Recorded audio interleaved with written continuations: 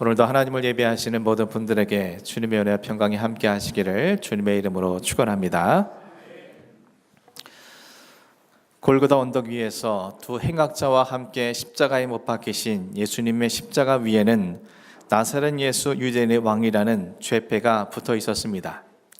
당시 십자가 위에 부착된 죄패는 죄수의 출신과 이름, 그의 직업과 그의 죄목에 대해서 기록하고 있습니다. 따라서 예수님 십자가 위에 부착된 죄패가 사람들에게 전해주는 정보는 십자가에 못 박힌 이 사람은 나사렛 출신의 예수이며 그의 직업은 유대인의 왕이며 그는 유대인의 왕이기 때문에 십자가에 못 박혔다라는 사실을 전해주고 있습니다. 이 모든 내용은 예수님을 처음부터 신문함으로 예수님께서 십자가 지시기까지 그 모든 과정을 직접 목격하고 집도한 빌라도가 직접 써서 붙인 것이었습니다. 그리고 그는 이러한 사실을 보는 모든 사람들이 알 수 있도록 히브리, 로마, 헬라 말로 기록하였습니다. 그가 이처럼 죄패를 쓰게 된 것에는 다양한 이유들이 추측되고 있지만 중요한 것은 빌라도가 그렇게 쓴 이유가 아니라 하나님께서 이 빌라도를 도구 삼아 예수님이야말로 진정한 유대인의 왕이요 그리스도이라는 사실을 만천하에 선포하고 계시다라는 사실입니다. 십자가에 못 박힌 죄인의 모습이기에 왕이라 부를 수 없는 그런 형국이지만 예수님만이 우리를 가장 사랑하시고 우리를 긍휼히 여기시며 우리에게 구원과 생명을 주실 수 있는 유일한 구원주이시며 유일한 왕이시기 때문에 하나님께서는 빌라도를 도구 삼아 세계의 언어로서 모든 사람들에게 이 사실을 나타내신 겁니다. 그래서 주님은 죽음이 임박한 그 마지막 순간에도 행악자를 향해서 구원을 허락해 주신 것이었습니다. 그리고 오늘 본문이 이렇게 기록하고 있습니다. 44절부터 46절까지 말씀입니다. 때가 제6시쯤 되어 해가 빛을 잃고 온 땅에 어둠이 임하여 제9시까지 계속하며 성소의 휘장이 한가운데가 찢어지더라. 예수께서 큰 소리로 불러 이르시되 아버지 내 영혼을 아버지 손에 부탁하나이다 하고 이 말씀을 하신 후 숨지시니라.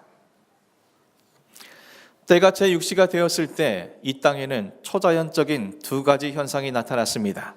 하나는 제6시부터 제9시까지 해가 빛을 잃고 온 땅에 어둠이 임박한 것이었고 또 하나는 성소의 휘장이 한가운데가 찢어진 사건이었습니다.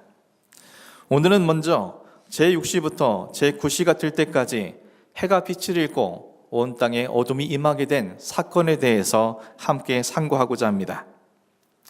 제6시부터 제6시까지는 오늘날의 시간으로 환산하면 정오 12시부터 오후 3시까지를 의미합니다.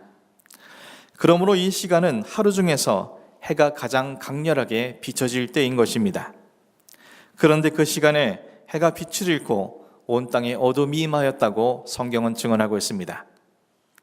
어떤 사람들은 달이 해를 가리는 개기일식으로 인해서 해가 빛을 잃고 어두워졌다라고 주장합니다. 하지만 유월절이 만월의 시기인 지기에 지켜진 절기였기 때문에 이 모든 것은 불가능한 일입니다. 또 어떤 이들은 구름이나 강한 먼지가 태양을 가렸기 때문에 어두워졌다라고 주장하는 사람도 있습니다. 하지만 3시간 동안이나 지속되었다라는 것은 이 역시 불가능하다라는 것을 우리에게 전해주고 있습니다. 이것은 결국 모든 만물을 주관하시는 하나님께서 초자연적인 역사를 이 땅에 이루신 것임을 우리에게 말해주고 있습니다. 해가 가장 강렬한 시간에 빛을 잃고 온 땅에 어둠이 임하게 된 것은 하나님의 아들이신 예수 그리스도께서 순환당하심에 대한 하나님의 슬픔의 표현이며 더불어 예수님을 십자가에 못 박은 유대인들에 대한 하나님의 진노와 심판이 선언된 것입니다. 이는 아모스 8장 9절 말씀, 그날에 내가 해를 대낮에 지게 하여 백주에 땅을 캄캄하게 할 것이라는 하나님의 말씀이 성취되어진 것임을 우리에게 말해주고 있습니다. 사랑하는 성도 여러분, 예수님의 대속의 죽음이 임박한 이때에 일어난 이 초자연적인 역사가 오늘 우리에게 어떤 교훈을 주고 있습니까? 해가 빛을 잃었다는 것은 누군가로부터 태양이 빛을 빼앗겼다라는 의미입니다. 그리고 이 모든 것은 하나님이 하신 것이라고 우리는 살펴보았습니다. 그것이 갖고 있는 보다 깊은 의미를 깨닫기 위해서는 보다 구체적인 고찰이 우리에게 필요합니다. 오늘 본문 속에 해가 빛을 잃고 온 땅에 어둠이 임하게 된 것은 처음 있는 일이 아니었습니다. 출애굽기 10장 21절에서 23절 말씀이 이렇게 기록합니다. 여호와께서 모세에게 이르시되 하늘을 향하여 내 손을 내밀어 애굽 땅 위에 흑암이 있게 하라. 곧 더듬을 만한 흑암이리라. 모세가 하늘을 향하여 손을 내밀매 캄캄한 흑암이 3일 동안 애굽 온 땅에 있어서 그동안은 사람들이 서로 볼 수 없으며 자기 처소에서 일어나는 자가 없으되 온 이스라엘 자손들이 거주하는 곳에는 빛이 있었더라. 하나님께서는 이스라엘 백성들을 출애굽시키기 위하여 모세를 부르셔서 바로에게 보냈습니다. 하지만 완악한 바로는 하나님의 말씀에 불순종했습니다. 하나님께서는 그런 바로에게 10가지 재앙을 내리셨습니다. 그리고 애굽의 장자를 치신 10번째 재앙을 제외한 나머지 9가지 재앙은 애굽인들이 다산과 풍요를 추구하기 위해 섬겼던 우상들이었습니다. 그들이 섬기는 신들에 대해 재앙을 내리심으로 그들이 섬기는 신은 헛된 우상에 불과하며 하나님만이 참신이라는 것을 그들에게 나타내 주신 것입니다.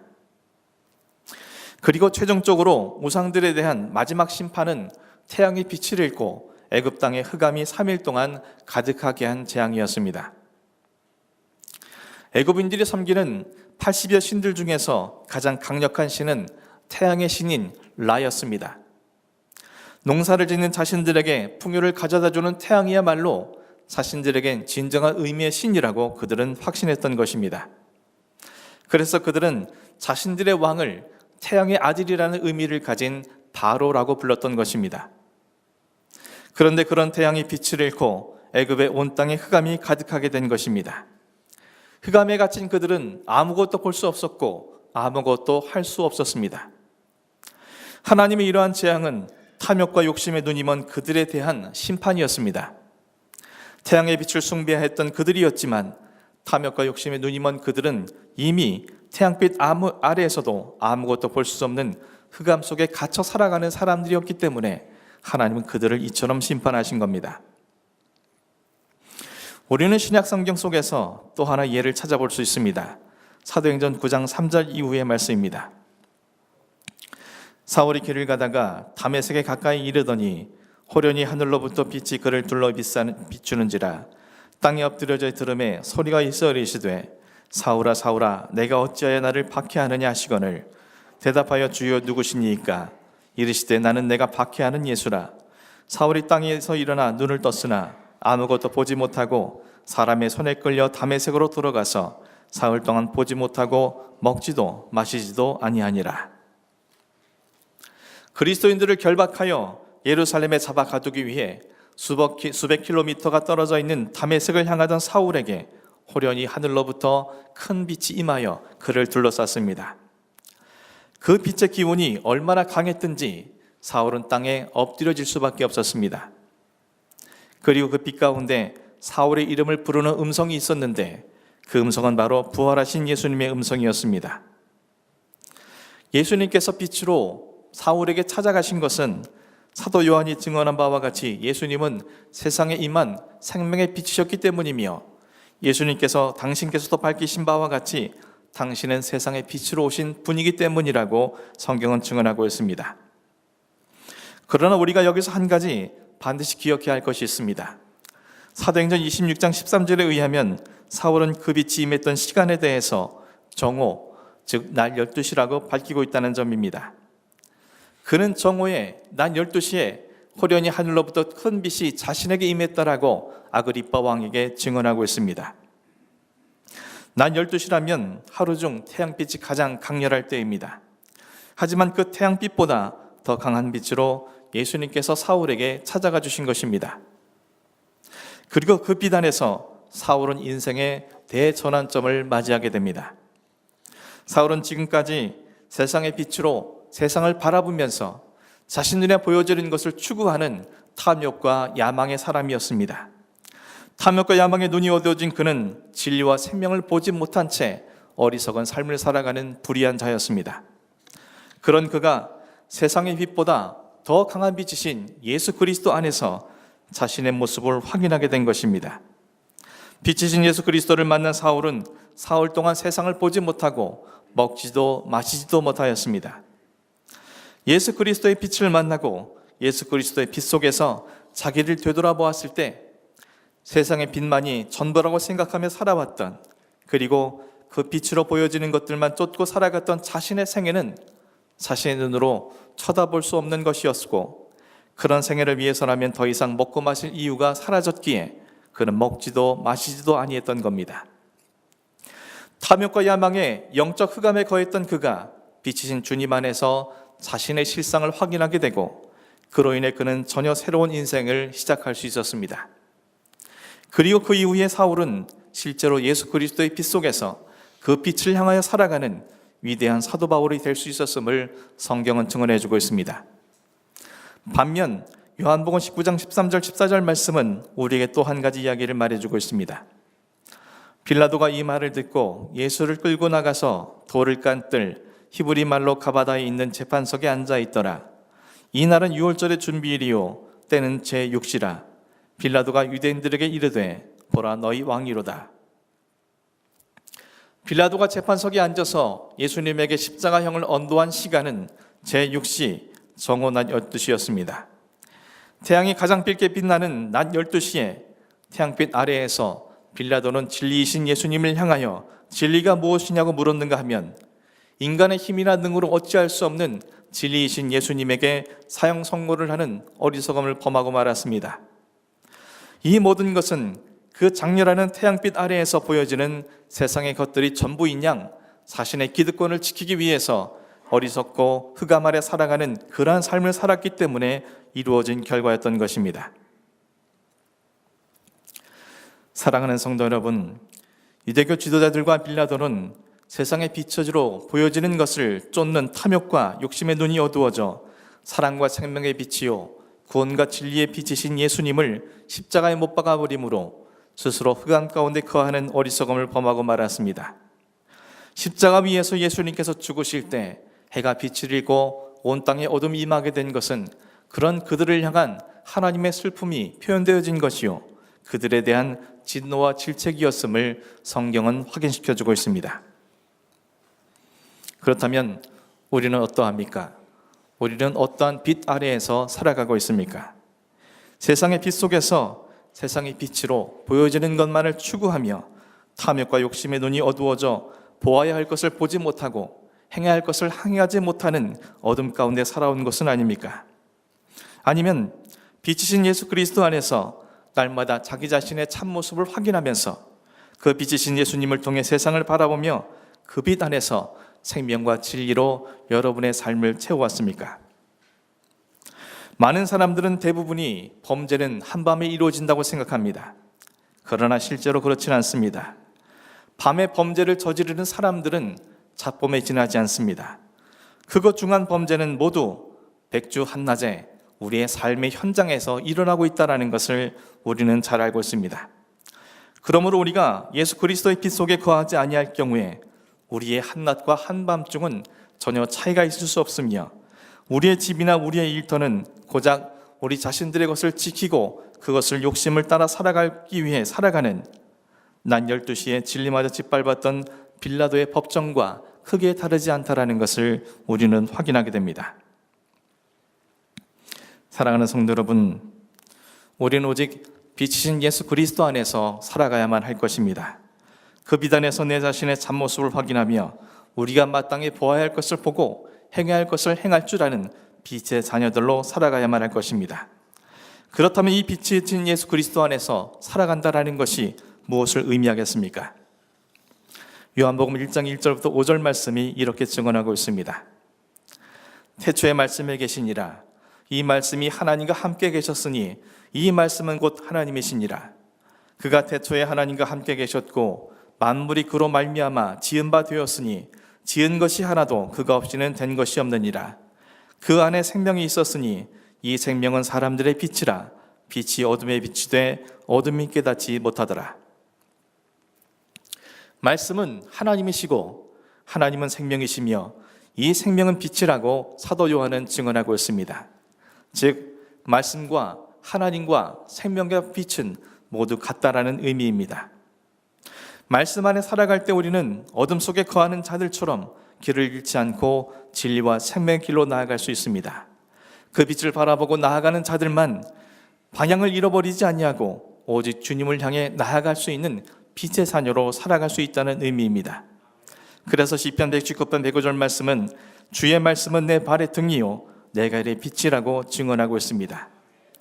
말씀이 빛이 되어 내 발걸음을 주장하게 될 때 우리는 실족하지 않을 수 있으며 우리는 길을 잃지 않을 수 있다고 성경에선 말씀해주고 있습니다. 사랑하는 성도 여러분, 2008년 새해가 밝았고 벌써 2주가 지났습니다.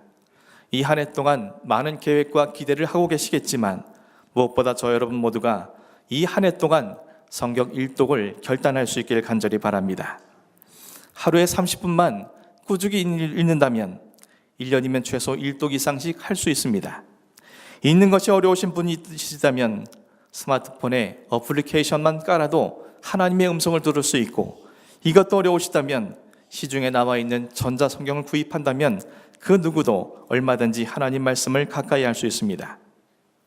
하루에 24시간 1440분 중 30분 시간 내는 것이 그리 어려운 일이 아니라는 것을 여러분도 잘 알고 있을 것입니다. 시간이 없는 것이 아니라 마음이 없기 때문이라는 것을 우리는 부인할 수 없을 것입니다.